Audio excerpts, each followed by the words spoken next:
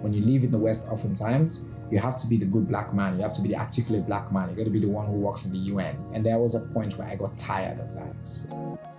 I did not want to be in a society anymore where I will be complicit in my own dehumanization. I don't want to question my own humanity. My name is Chernor Bah. I'm a co-founder and co-CEO of Purposeful. Purposeful is a feminist organization with an ambition to remake the world with and for girls. So at Purposeful, we give girls unrestricted access to money. And our principle is simple. Money is power. Here's the money. We move money to girls and feminists and non-binary groups here in Sierra Leone and around the world. I was born in a neighborhood called Kaneke. We were about 6 years old. The war in this country kicked off. And so the innocence of our childhood was interrupted by the noise of war. I attended Frabe College, which is Sub-Saharan Africa's oldest university. And then right after I graduated in 2006, I had an opportunity to move to New York, working with the United Nations on a very special project that was looking at the impact of armed conflict on children's lives across the world. That's why I started traveling.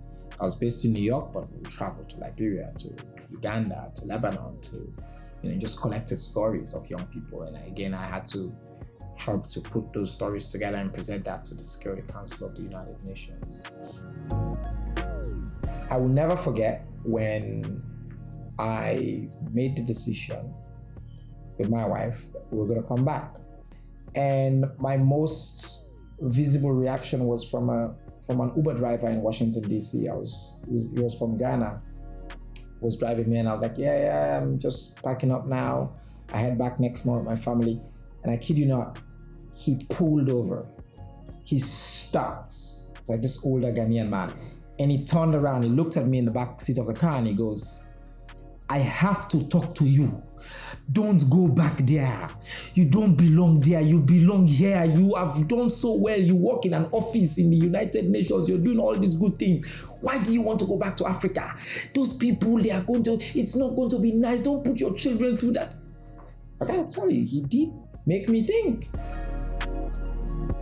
The reason I wanted to move from New York, and I wanted to say this, I thought I did not want to be in a society anymore where I will be complicit in my own dehumanization. I don't want to question my own humanity.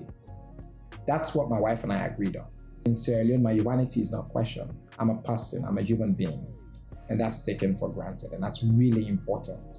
We sit in the West and we complain about how things are bad home, but someone's gonna fix it. And when you come back here, you really have a good chance. You can get frustrated, but you got a really good chance. You have to come with the same attitude that you left with. Because when you went to the West, you knew you had to work hard to fit in, to make it work. So you have most likely gained some skills, some knowledge that are at best rare here, if not in fact unavailable. So when you come back here, you put in that same work that you used to fit into that society. And you will be surprised at both your ability to adapt and your ability to make change.